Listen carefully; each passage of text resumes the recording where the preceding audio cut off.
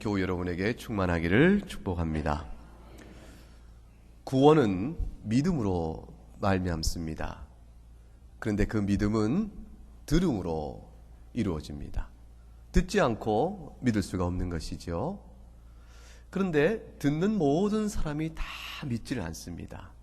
그러니까 어떤 들음이 믿음을 낳고 또 어떻게 들어야 믿음이 구원받는 믿음이 있게 되는 것일까? 이것은 굉장히 중요한 질문이겠습니다. 오늘 교우 여러분들께서 이 특별히 설교 때마다 집중하셔야 되겠지만 특별히 주의 깊게 들으심으로 이 말씀을 통해서 여러분의 믿음과 또 우리가 받을 하나님의 은혜가 어떠신지를 바르게 누리시는 시간 될 수 있기를 바랍니다. 주님이 그 사실과 관련하여 천국 비유를 드시면서 씨 뿌리는 비유라 일컬어지는 4가지 땅의 비유를 제시해 주십니다. 이 비유를 말씀하시기 앞서서 주님이 18절에 이렇게 말씀하셨어요. 씨 뿌리는 비유를 들으라 그러셨습니다. 들으라는 말씀 속에 강조점이 있죠. 사실 우리가 말씀해 줄 때 듣지 않을 사람이 누가 있겠습니까? 그러나 들어도 같이 듣는 게 아닙니다. 주님이 씨 뿌리는 비유를 들으라 하실 때는 마음을 모아 주의하여 경청에 들으라 라는 뜻이 됩니다. 그러니까 우리가 같은 소리를 들어도 나와 상관이 있는가 이렇게 듣는 게 있고 나와 상관이 없다 그렇게 듣는 경우가 있죠. 우리 백화점에서 이렇게 쇼핑을 하는 중에 주차, 차 광고하죠. 이렇게 소나타 1, 2가에 3, 4, 5, 6번 차주께서는 빨리 주차장으로 오세요. 근데 일만 딱 듣는 순간에 내 차가 아니라는 걸 확인한 순간에 어떻습니까? 더 이상 왈가왈부 이어진 소리가 나에게 관심이 없는 소리죠. 딱 한 사람만 반응을 합니다. 자신에게 직접적으로 관계된 말씀이기 때문에 그렇죠. 주님이 지금 씨 뿌린 비유를 들으라 할 때는 이것이 바로 여러분 한 사람 한 사람에게 관계된 말씀이라는 사실을 생각하고 들으라는 것입니다. 다른 이해에 관한 말이 아니고 바로 내 심령에 주시는 말씀이라 들으라는 뜻이죠. 먼저 첫 번째 비유를 주님이 드셨습니다. 19절 말씀입니다. 읽어보십시다. 아무나 천국 말씀을 듣고 깨닫지 못할 때는 악한 자가 와서 그 마음에 뿌려진 것을 빼앗나니 이는 곧 길가에 뿌려진 자요. 길가에 뿌려진 씨가 있다는 겁니다. 같은 씨인데 길가에 떨어지게 되면 어떤 일이 있겠습니까? 그 길가에 떨어진 씨가 싹을 틀 만큼 뿌리를 내리고 자라날 수가 있겠습니까? 없겠습니까? 없다는 당연한 사실을 전제로 주님이 말씀합니다. 소용이 없는 씨입니다. 씨를 뿌린 목적은 결실을 보고자 함인데 이 씨는 길가에 떨어졌으니 전혀 목적을 이룰 수가 없게 되어졌다. 그 이유는 악한 자가 와서 뿌린 것을 빼앗아 버려서 그렇게 된 것인데 그럼 어떻게 된 사람의 경우가 길가에 뿌려진 경우와 같은 것일까요? 땅은 우리의 마음 상태를 하나의 말씀을 듣는 마음 상태를 뜻하니 곧 천국 말씀을 듣고 깨닫지 못하는 자가 바로 그런 자가 되어집니다. 말씀이 들리는데 귀에는 들려요. 근데 마음과는 아무 상관이 없는 겁니다. 그냥 귀에 들려서 그냥 한쪽 귀로 흘러갑니다. 대체로 2가지 유형의 사람을 얘기해 볼 수 있습니다. 같은 말씀을 듣는데 길가에 씨가 뿌려진 자와 같은 상태의 사람. 첫 번째 경우는 애초부터 말씀을 듣는데 저항의식을 갖고 있습니다. 의문점을 갖고 있는 거예요. 뭐라? 십자가가 죄를 용서한다.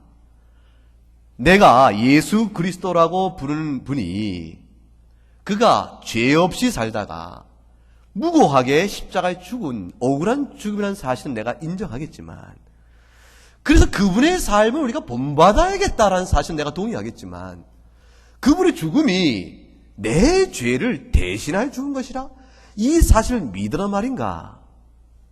고개를 설레설레 흔드는 것이죠.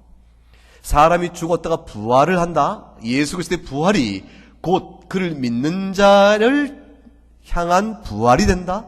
그 말을 믿으란 말인가? 부활을 증거해보라. 논증해보라. 이런 저항의식이 마음에 있는 것이죠. 하나님이 세상을 창조했습니다. 창조의 증거가 어디 있는가? 사람이 죽은 다음에 심판이 있습니다. 죽은 다음에 생존이 계속된다는 그 어떤 증거가 있는가? 모든 성경적 말씀에 대해서 하나하나 의문을 갖고 저항의식을 갖고 비웃는 마음으로 말씀을 들으면 결코 결실하지 못합니다. 이러한 애초부터 무신론적 전제에 근거한 말씀의 저항뿐 아니라 어떤 사람은 하나님을 믿어요. 말로는 믿는다고 하는데 실제적으로는 안 믿습니다. 그래서 명목적으로는 믿고 실제로 믿지 않기 때문에 하나님의 말씀이 선포되면 그게 나하고 무슨 상관이냐 이런 태도를 갖습니다. 근데 생각해 보세요. 자신의 생명을 결정짓게 될 중요한 순간에 왕이 또는 재판관이 어떤 말을 주면 귀를 쫑긋하고 예민하고 정신을 집중해 듣겠습니까? 대충 듣습니까? 자기 문제니까 얼마나 집중해 듣겠어요? 하나님을 진실이 믿는다고 말하면 믿는 바되는 하나님이 어떤 분인지 아는 만큼 하나님 말씀에 대한 태도가 집중하여 들어야 합니다.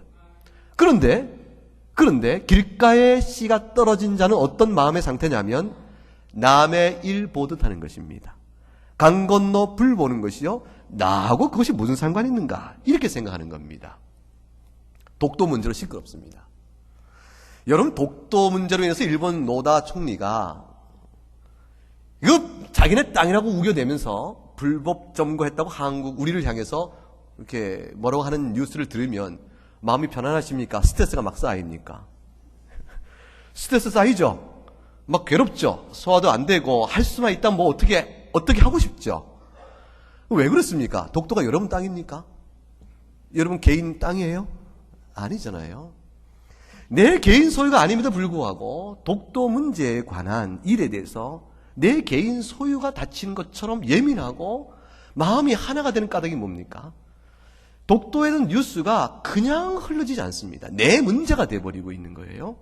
그런데 중국과 일본도 영토 분쟁이에요. 센카쿠 열도, 일본 사람은 중국이든 다오비 다오라고 불러요.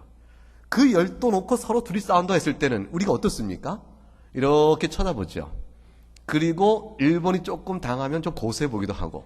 그러나 직접적인 스트레스는 우리가 받아요, 안 받아요? 안 받습니다. 거리가 있는 겁니다. 일찍이 1982년에 아르헨티나하고 영국하고 전쟁을 합니다.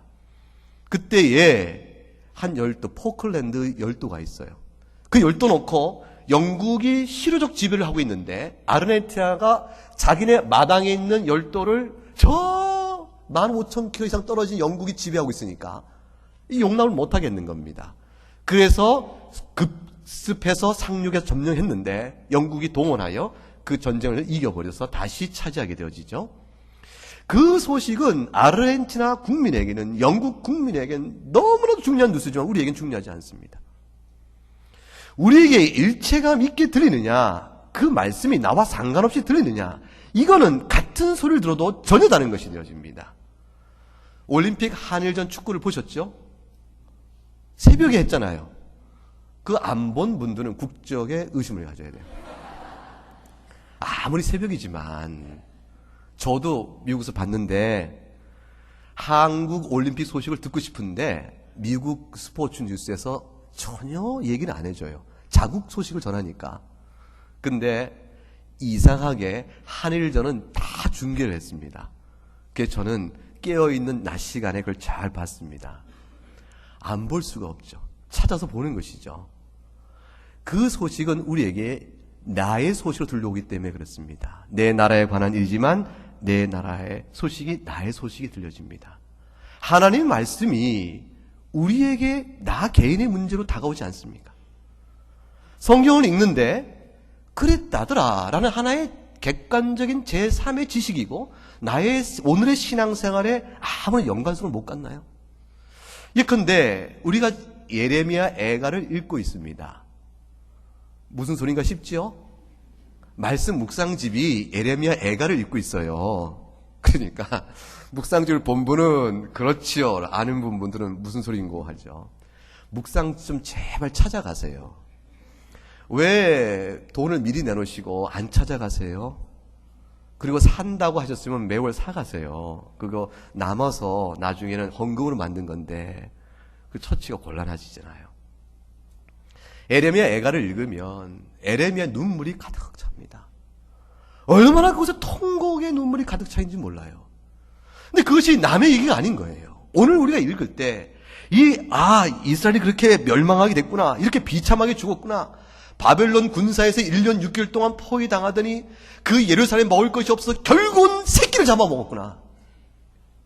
자기 자식 잡아먹고 이웃집 자식 잡아먹고 연약해 죽은 노인 살 때도 먹고 그렇게 항쟁한다고 했던 그곳에 비참한, 그러나 완전히 하나님 무너뜨리십니다. 자기 백성을 그렇게 벌하시는 거예요. 그 내용이 저들의 얘기가 아니고 내 얘기로 다가오는 겁니다. 왜 저들이 저렇게 멸망당했을까? 세상에 저들이 하나의 백성이면서 온갖 가난 족쇄 우상들과 애고의 신들을 다 모아놓고 그렇게 죄를 범했대요. 아니 어쩌죠 그렇게 우상을 숭배해? 글쎄 바알신을 잘 섬기면 풍요를 갖다 준다고 해서 저런 빵 먹자고 여호와 하나님을 배반했구나. 그 말씀이 자기 심령에 들어오는 거 아니겠어요? 솔로몬이 어쩌자고 이스라엘 전역에 우상 신전들을 만들었을까? 각국의 공주들 다 데려다가 왕비 삼으면서 그들 공주의 신앙을 존중해주라고 그랬대요. 아니 왜? 그게 정략적으로 국가적 이익이 된지 모르지만 이게 악을 행했으니 일이 어찌 될꼬? 혹 나는 그런 일이 없을까? 내 개인 신앙 안에서 예루살렘의 죄요, 솔로몬의 죄요, 그 모든 죄들이 혹시 내게는 없는가? 돌아보는 자기를 향한 말씀을 다가오지 않습니까? 그렇게 읽을 때에 길가에 떨어진 씨앗과 다른 마음밭으로 하나님의 말씀을 대하는 것이죠. 하나님의 말씀이 떨어져서 뿌리를 내리고 싹이 터서 열매 맺으려면, 그래서 마침내 결실한다는 것은 보통의 사건이 아닙니다. 우리는 본래 하나님의 마음에 두기 싫어하잖아요. 그리고 우리 마음은 하나님이 이스라엘 향해 말씀하신 것처럼 돌처럼 단단하다 이렇게 되어 있습니다. 어찌 이스라엘 백성만 그러겠습니까? 우리도 마찬가지죠. 그리고 완악한 우리 심령 속에 열매를 맺는 일이 있다는 것은 보통 일이 아니죠. 이것은 영적 역사입니다. 따라서 이 일이 있기 위해서는 큰 은혜가 필요한데 그 은혜를 받기 이전에 어떻게든지 그 은혜를 방해하려는 악한 영의 역사가 있습니다. 그래서 악한 자가 와서 마음에 뿌려진 것을 빼앗습니다. 귓전에 들린 하나님의 말씀을 남의 말 듣는 듯이 한쪽 귀로 흘려버려 마음에 담지 않는 모든 사람에게는 생명의 말씀이 역사하지 못하도록 악한 영이 지체 없이 그것을 뺏어버리는 결과를 당하게 됩니다. 결실은 생각할 수도 없습니다. 두 번째로 하나님께서 예수님께서 우리에게 주신 두 번째 경우가 있습니다. 20절과 21절입니다. 같이 읽어봅니다. 돌밭에 뿌려졌다는 것은 말씀을 듣고 즉시 기쁨으로 받되 그 속에 뿌리가 없어 잠시 견디다가 말씀으로 말미암아 환난이나 박해가 일어날 때에는 곧 넘어지는 자요. 이 돌밭에 뿌려진 씨는 길가에 뿌린 씨와 다르게 그래도 뿌리가 좀 내려지고 싹이 착 틉니다.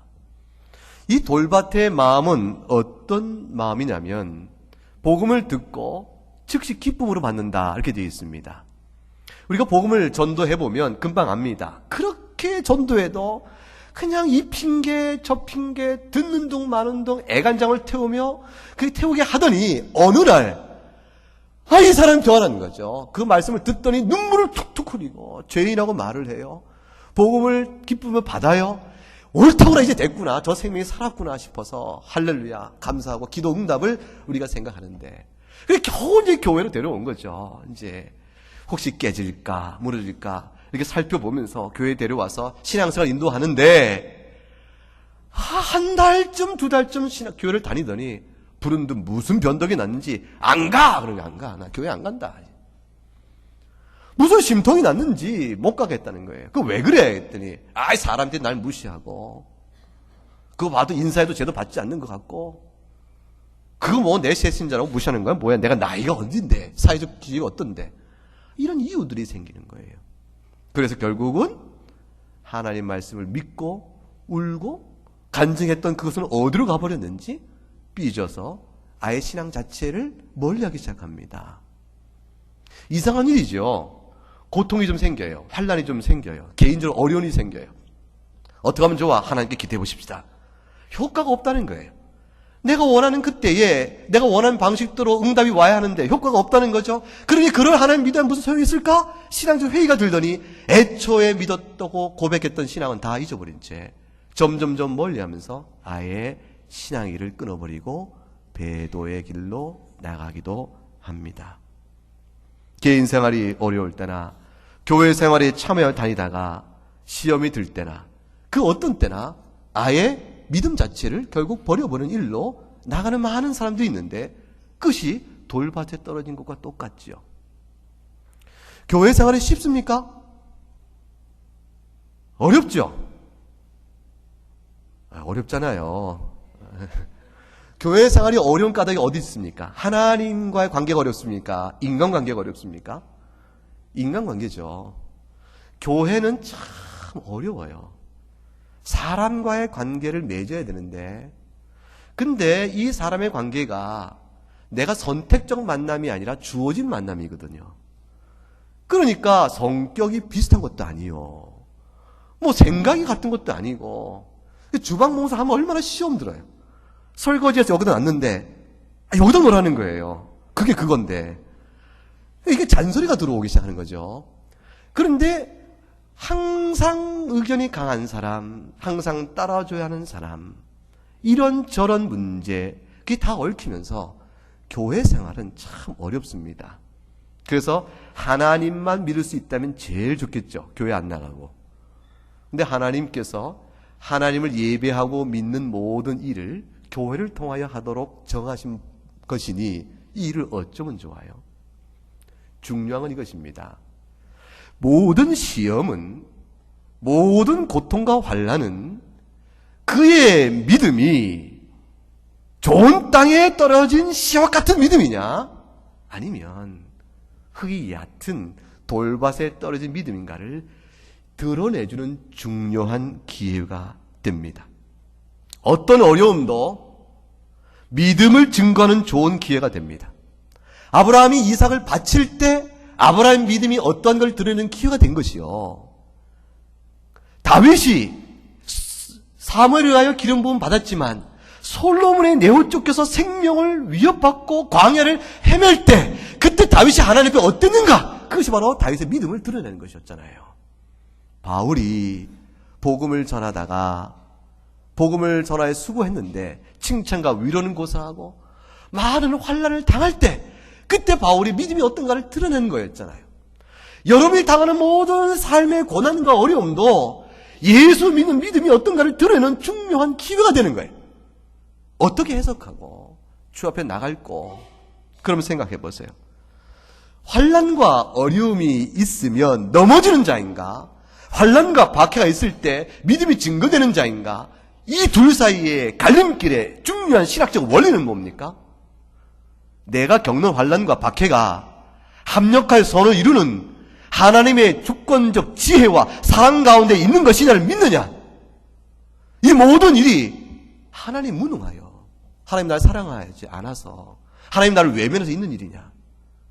이 두 개의 판단 사이에 있죠. 어떤 일도 하나님 나를 사랑하시고 모든 일 합력해서 선을 이루시며 결국 내 믿음을 세워 천국 가는 길에 내 발걸음을 든든히 세우시고 그래야 마침내 내 영혼이 주 앞에 설 수 있도록 하시기 위한 하나님의 사랑이시라. 지금 내가 위로를 못 누리나 믿음으로 나갈 때 훗날 위로해 주실 것이요. 이 환난 가운데 거짓을 이길 것을 굳게 믿고 하나님 앞에 굳게 믿음을 쓰면 그 믿음이 증거되는 것인데 그렇지 못하면 뭐가 되죠? 그 반대가 되면 돌밭에 뿌려진 씨여 결실하지 못하는 신앙인임을 오히려 드러내니 그가 천국 백성 아닌 증거가 되고 말지 않습니까? 모든 헌신이 다 마찬가지입니다. 어렵고 힘든 가운데 헌신하는 것이죠. 우리 교우들이 물질에 헌신을 합니다. 물질의 헌신을 얼만큼 하면 될까요? 성도 입장에서. 그런 질문이 나오지 않겠어요? 교회는 구약의 규례에 하나님 앞에 드렸던 헌물을 기준으로 하여 10분의 1을 드림이 그것이 기준이 됩니다. 라고 가르칩니다. 마음이 주님 앞에 있는 사람은, 그래서 주 앞에 나가길 원하는 사람은 그 규례를 기쁘게 받습니다. 그런데 그렇지 못하면 아니 11조를 드리는 그 규례가 신약성경에 어디 있느냐? 라고 따져 묻습니다. 그렇죠? 마찬가지예요.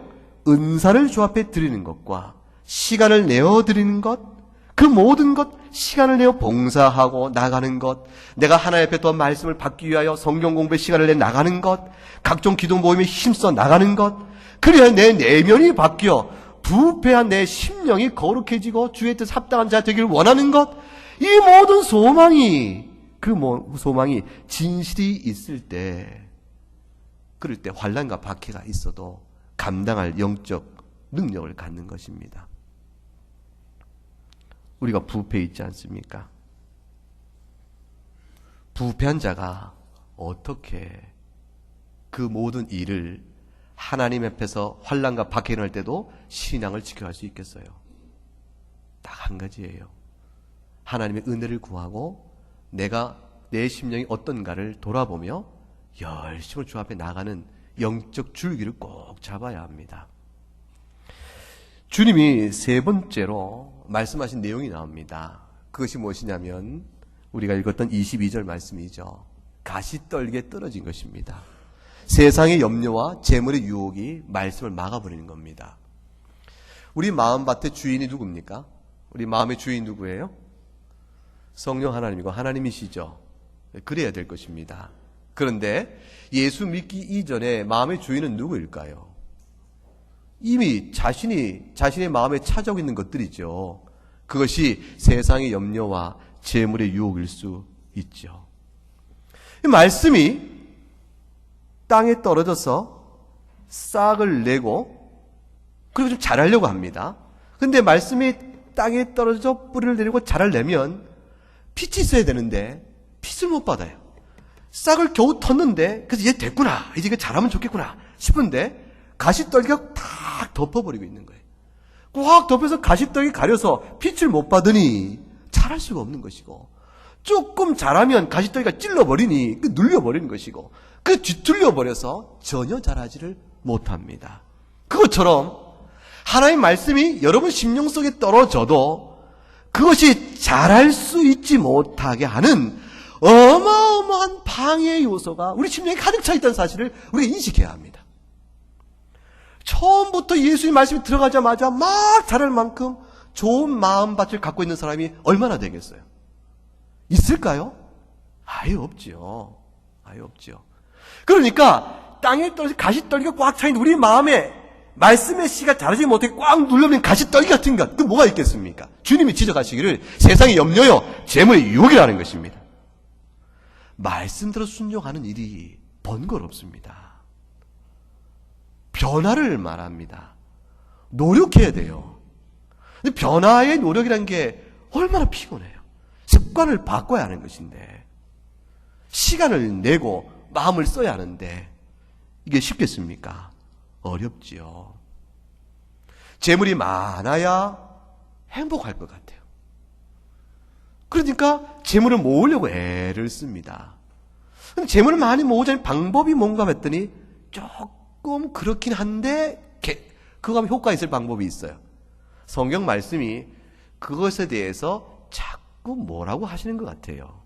그러면 부담이 오기 시작합니다. 내가 재물을 좀 덜 벌더라도 하나님 말씀에 순종해야 할까?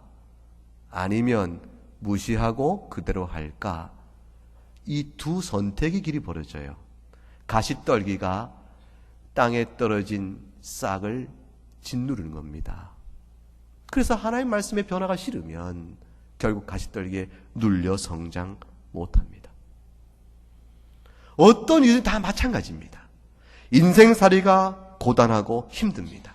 성도로서 해야 될 많은 일들과 믿음 생활의 경주를 해야 하는데 마음의 부패성이 가시떨기처럼 눌려버리면 그 얕은 돌밭에 떨어진 씨처럼 뿌리를 내리기 못하게 하고 위로도 자라지 못하게 되는 겁니다. 아래로 땅으로 뿌리가 내리지 못하고 위로 자라지 못한 그 씨의 결국이 열매를 맺겠는가라는 것입니다. 소용이 없지요. 신앙 인격이 성장하지 않습니다. 신앙 인격의 성장은 자기가 비워지고 주의 말씀이 채워지는 일에 있습니다. 이건 너무나 분명한데 자기를 비우지 않으면 채울 수 없는 하나님 말씀의 그 씨앗을 어떻게 성장시켜 내 인격이 변화된 모습으로 나갈 수가 있겠습니까? 불가능하지요. 이제 주님이 네 번째 얘기를 하신 겁니다. 네 번째 경우는 23절의 말씀인데 조금 다릅니다. 같이 읽어봅니다. 좋은 땅에 뿌려졌다는 것은 말씀을 듣고 깨닫는 자니 결실하여 어떤 것은 100배, 어떤 것은 60배, 어떤 것은 30배가 되느냐 하시더라. 여러분 마음이 하나님의 말씀 받기에 좋은 땅 되기를 바랍니다. 정말 좋은 땅이 되셔야 합니다. 좋은 땅이 되지 않고도 천국 백성 되는 길이 없습니다. 좋은 땅이 되지 않아도 구원받을 수는 없습니다. 여러분 심령에 반드시 하나님의 말씀이 생명의 뿌리를 내리고 싹을 틔워 결실이 되어야 합니다. 이것은 예외 없는 주님이 지금 이 말씀을 통해 우리에게 권면하시는 말씀입니다. 연약하다는 것으로 돌밭에 떨어진 신앙을 핑계하면 안 됩니다. 가시떨기에 눌려 있으면서 연약하다고 말하면 안 됩니다.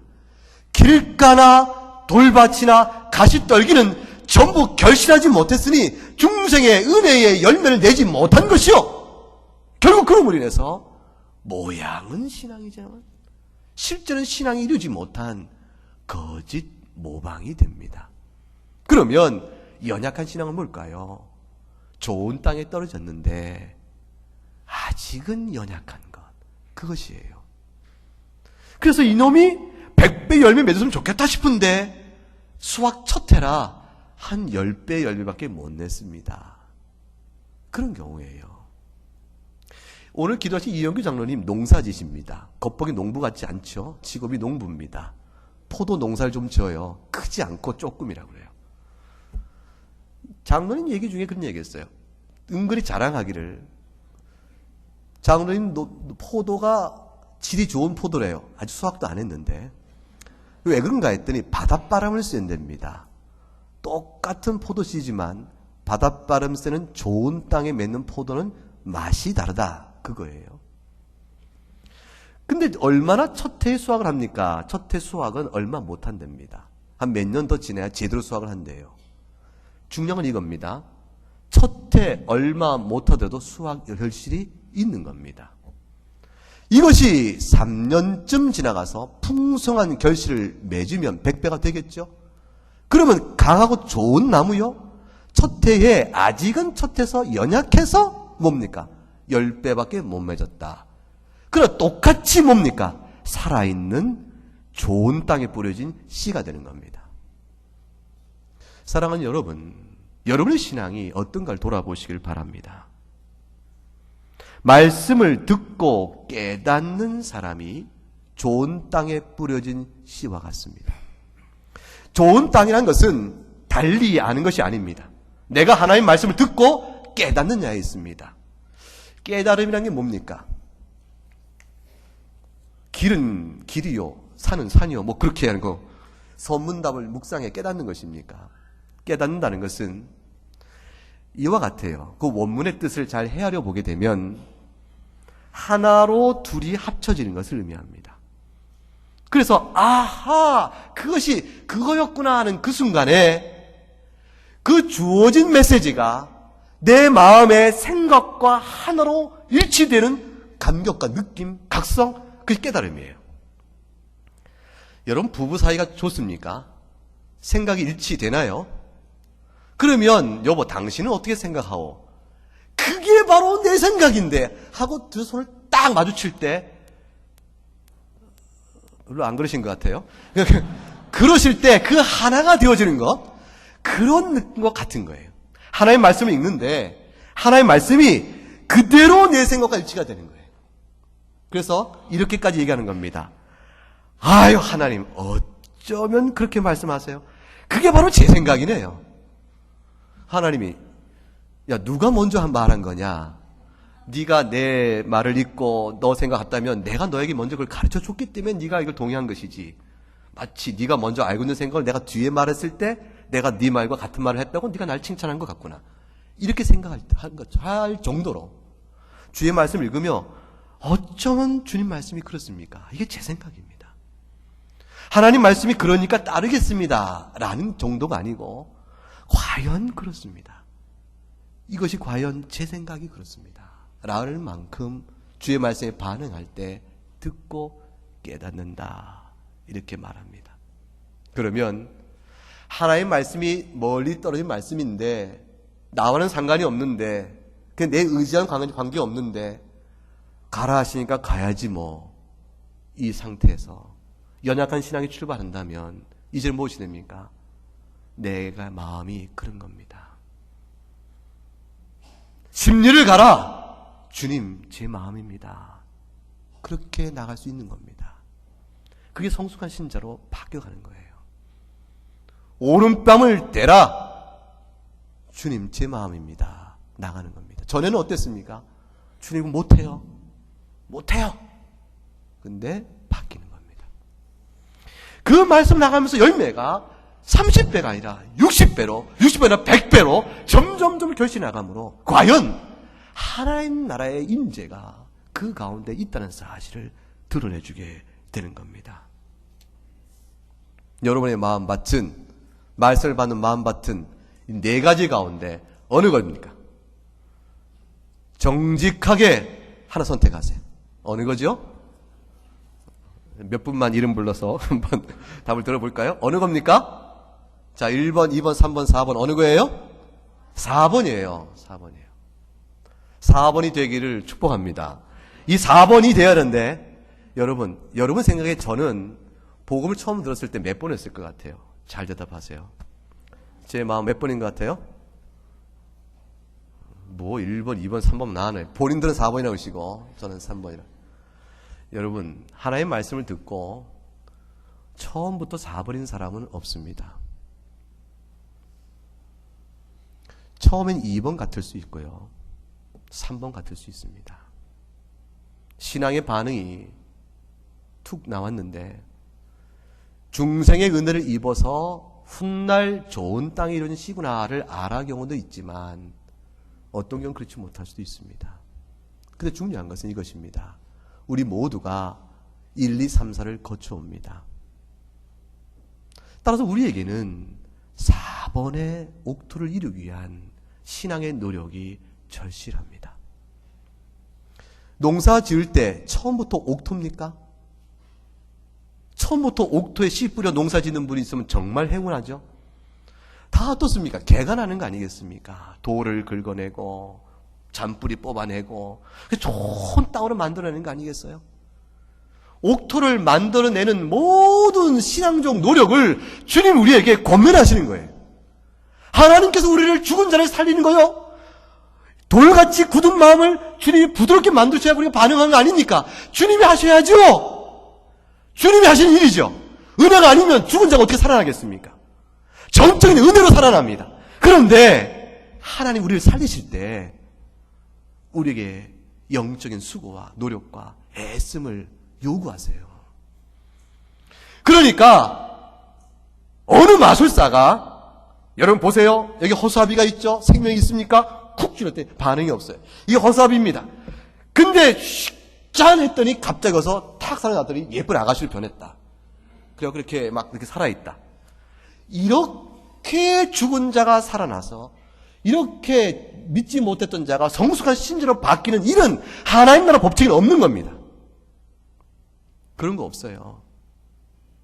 살려놓으시고 기도하고 성경 보고 부딪히고 고통 속에서 하나님께 울기도 하고 그런 가운데 신앙이 자라고 좋은 일을 경험할 때 교만하지 않고 하나님 은혜인 줄 알고 감사 찬양할 줄 알고, 그러면 점점점 자기는 부패한 자요, 공고한 사람인 줄 알고, 하나님의 의가 없으면 도저히 안 되는 사실을 깨달아가면서 여지껏 산 게 주의 은혜구나, 그저 감사뿐이구나, 이걸 깨달아가는 거 아니겠어요?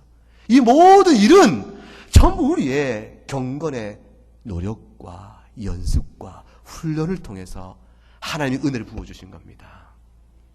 그러니까 갑작스럽게 어떤 사람이 한 40년 동안 그냥 가만히 주무시고 계시는데, 신앙생활 40년 하면서 잠을 실컷 자고 났더니 이제 성숙한 40년의 신자가 됐다. 그런 부분이 있습니까? 없습니까? 없습니다. 없습니다. 절대로 없습니다. 하나님이 정하신 법칙이 아닙니다. 옥토를 만들어 좋은 열매를 맺는 것은 각각의 신앙의 부르심입니다. 그 옥토를 만들어가 열매 맺는 것이 신앙 순례길의 목표예요. 그러니까 우리는 평생 신앙생활을 하면서 주의 나라 이룰 때까지 뭐 한다고 생각하면 돼요? 마음밭을 옥토로 만들어가는 것이라 생각하시면 됩니다. 그리하여 어떤 결과를 얻을까요? 열매를 얻어가는 것입니다. 이게 하나님의 말씀입니다. 이 말씀이 여러분 심령에 크게 들리길 바랍니다. 그래서 이전보다 새로운 옥토를 만들기에 힘써가 결실 많이 맺어 더욱더 거룩하고 복되며 사랑이 풍성하고 복음을 사랑하고 전하고 그렇게 살아가시는, 그 하나님 칭찬 많이 드시는 여러분들 될 수 있게 주의 이름으로 축복합니다. 함께 찬송하겠습니다.